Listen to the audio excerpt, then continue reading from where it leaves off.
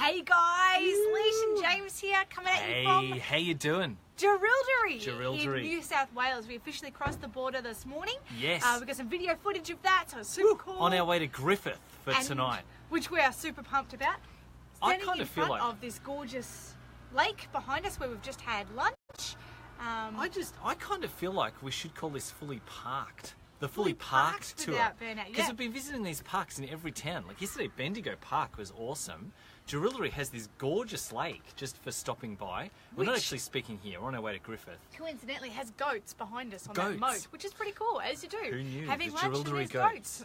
Eating ducks and goats. I love it. So what we wanted to talk about today was how to transition out of your full-time job. And this is something that we were discussing yesterday at the Bendigo event. There was a lady there who is currently working at 2 places, and she's looking at, is it worth me working in one or in both of them because I enjoy being with people, or do I really actually want to transition out of one and into doing more of my own stuff, and how do I go about it? And I think it reminded me of somebody we work with. Her name is Tani Bird over in Perth and in Western Australia. And one of the things, I remember jumping on a call with Tani, and this happens to therapists all the time, where they study, they're working full time, and they don't know how to transition because it's like, I need this amount of income every week, you know, I need the certainty and the consistency, and then I'm kind of going, well, yeah, but I'm not actually, it's not fulfilling me, it's not what I really want to be doing. And sometimes it's a whole separate job, like admin or working at a supermarket or something. Or sometimes it might even still be doing massage, but for someone else, you know, in a clinic or whatever. Yeah, that's exactly right. And so when I jumped on a call with her and we're doing a brainstorm session, we're having a chat about it, and what she said to me was, I've got some long service leave coming up in about 6 months. So what I think I'll do is I'll just keep working, there, and I'll just kind of, you know, see a few people here and there. But then when it gets to my long service leave in 6 months' time, then I'm going to really rock it out.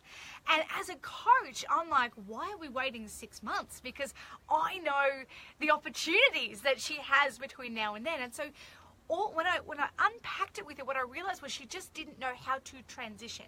She had a belief when she looked at the amount of money she was making in her business, the amount of money she was making at work, it was like the two aren't compatible, so I will have to do one or the other.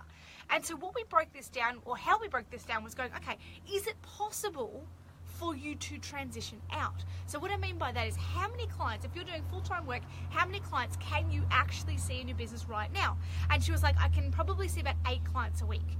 And so once she realized, okay, yep, I can see 8 clients a week. Now, 8 clients a week is her absolute maximum capacity that she can do while she's doing 38 hours of work plus 8 clients. Now, do you think that that's going to be that's a fairly big commitment to do? So what I said to her was, when you get to 8 clients a week consistently for probably, I think we worked out it needed to be for 4 weeks, so she had the certainty to go, yep, I've nailed this, I know what I'm doing, I've got it.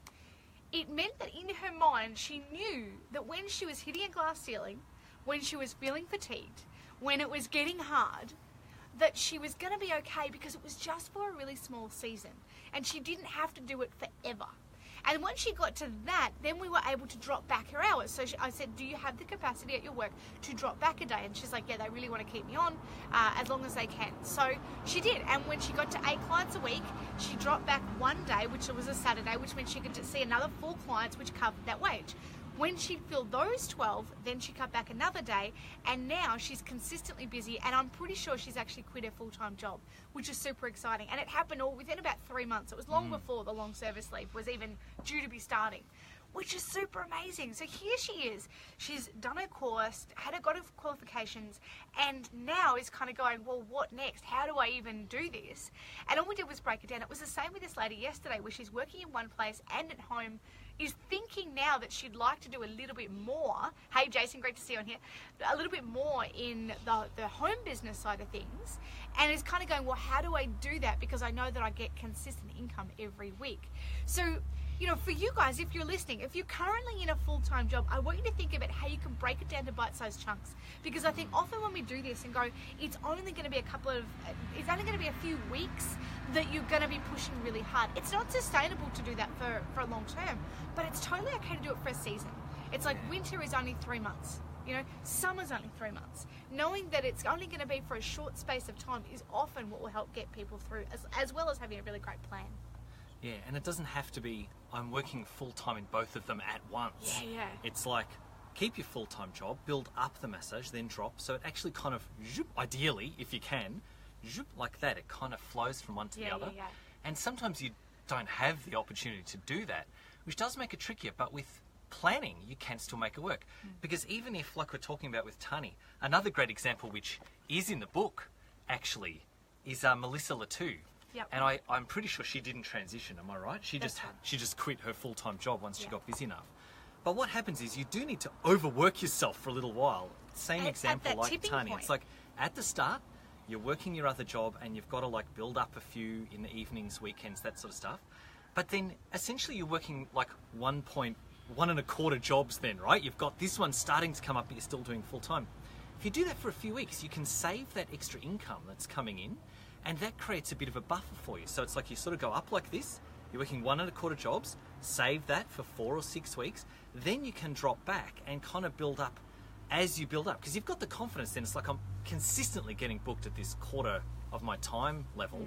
I know I can take it up as I need to, but it's not going to be bang, and that's the fear with people. It's like, oh, I'm not going to have a paycheck next week. I was like, yeah, okay, this is not going to be easy. It's not a magic step, but work your quarter extra, 4-6 weeks, and then use that during the drop off there to transition yourself through. And leverage it so you through. can essentially still maintain the exact same income over that whole time by doing a little bit of extra work first, dropping that one, and then building up over the 4 or 6 weeks. By that point, you've got momentum, you've got clients. It's not so hard to move up the levels as you need to replace that income. And often what I'll say to people is, how much minimum do you actually need to work per week? Like, do you need to earn per week? Yeah. And often it's like, if you were like, worst case scenario, if you're like, I'm standing here at on the precipice of my dream job and my dream career, helping people, making money, creating an income.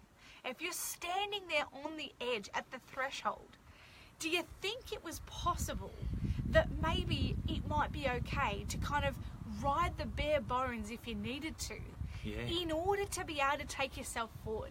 Now, some people aren't, they need a bit more certainty than that in their lives, and that's totally cool. People are in different situations. Exactly, but you know, if you're really broken down to the bare bones, how much do you minimum have to be making every single week? Maybe it's $800, you know, to pay all your bits and pieces. And it's like, all right, cool. If you're charging $90 a session, that's only 9 massages and you're done. Yeah. And so if you're seeing 8 clients a week consistently plus your full-time job, you're already nearly covering what you need. Yeah. You're probably going to have leave accrued that you could be, again, you know, dipping into to be able to get yourself through. And it's a matter of going, what is my baseline and how can I create that?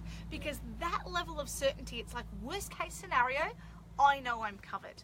And I think that often when you're working for yourself, particularly if you're about to take that big leap, is a great place to go, what's the baseline for me to open the doors, feed myself, maybe feed my kids, pay my mortgage or pay my rent, whatever it is. And it's only for a season. Exactly, right? exactly. It's a little bit like studying in that sense. It's like when we study, especially if you do it as an adult, you do have to take time out of other stuff. You take time out of your work, out of your family to build up the skills that you've got to do your job. And then it's like, well, it's almost the same sacrifice, the same balance that you have to strike to be able to build your business for those first few weeks, months that it might take to build it up. It's like, yeah, it's going to take extra time. There's no easy way around that. But if you plan it and do it because you've chosen to do it and you know where you're heading, then the certainty that comes with that carries you through it, and you end up with a fantastic job, full-time, working as much as you need to and making things rock. Which is awesome. That's what and we I reckon want, right? we're going to wrap up there, get back on Fully the road, booked. head up to Griffith. Yeah, see you Griffithians Dubbo, tonight. Tamworth, and we've still got a couple of tickets left for Brisbane, but it is selling out really quickly. Brisbane's the hot one. We have max 30 people we can fit in the room, and we are hitting the cap pretty quick. So if you're in Brizzy, make sure you book that out. Yeah, everywhere else book as well, though, absolutely, right? exactly. We'll put a link to the tour dates in this thread as well. Would absolutely love to see you guys. If you know a friend who's along that track, make sure you tag them in our lives, tag them in the events, because we'd love to see them.